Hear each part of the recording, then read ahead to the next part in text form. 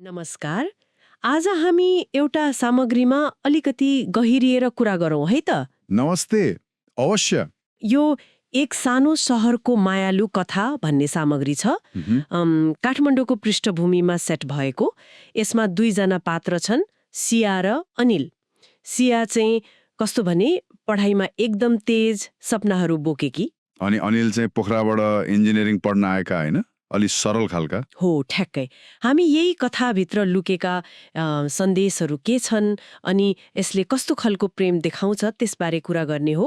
कथाको सुरुवात हुन्छ एउटा पुस्तक पसलबाट। रमाइलो छ। पुस्तक पसल। सिया र अनिल दुवैको आँखा एउटै किताबमा पर्छ अनि उनीहरू मुस्कुराउँछन्। कति सामान्य तर कति अर्थपूर्ण सुरुवात होइन त? हो नि, एकदमै। यो सामान्य मुस्कानले नै उनीहरूको सम्बन्धको जग बस्छ। हो, यसले के देखाउँछ भने नि ठुलो घटना नै चाहिँदो रहेछ सम्बन्ध सुरु हुन।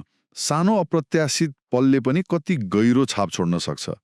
पुस्तक पसल जस्तो ठाउँ, अलि बौद्धिक शान्त वातावरण, त्यो छनौटले पनि के भन्छ कि क्याफेहरूमा पनि होला नि। हो, अनि उनीहरू कुरा गर्छन् पढाइका, भविष्यका योजनाका अनि साना ठुला सपनाका।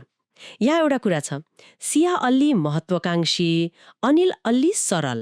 हो, यो भिन्नता। सियालाई अनिलको त्यो सरलता मनपर्छ, अनिल फेरि सियाको त्यो आत्मविश्वास देखेर आकर्षित हुन्छन्। यो चाखलाग्दो छ।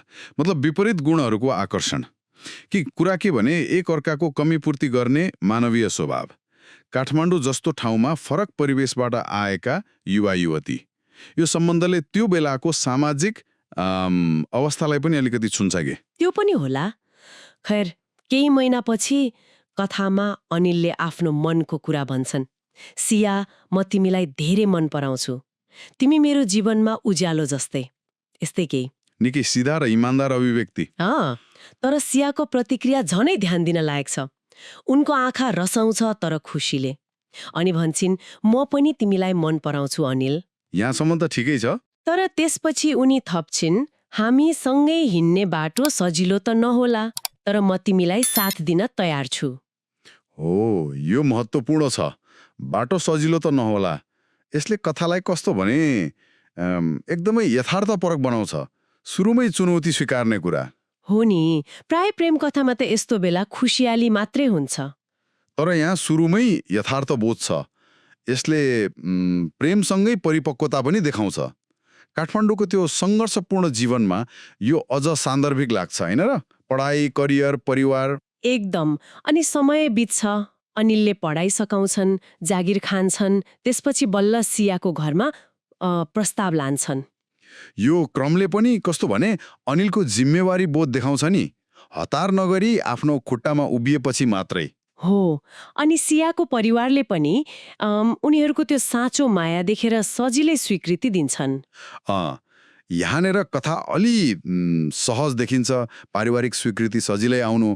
सायद कथाकारले ठुलो ड्रामा भन्दा पनि धैर्य, विश्वास अनि आपसी समझदारीमा जोड दिन खोजेको होला। जता हो, यसले वास्तविक जीवनका जटिलतालाई अलि सरल बनाएको जस्तो लाग्न सक्छ। तर सायद उद्देश्य नै एउटा यथार्थपरक तर आशावादी सम्बन्ध देखाउनु थियो कि? हुन सक्छ। भव्यता भन्दा पनि भरोसामा टिकेको प्रेम।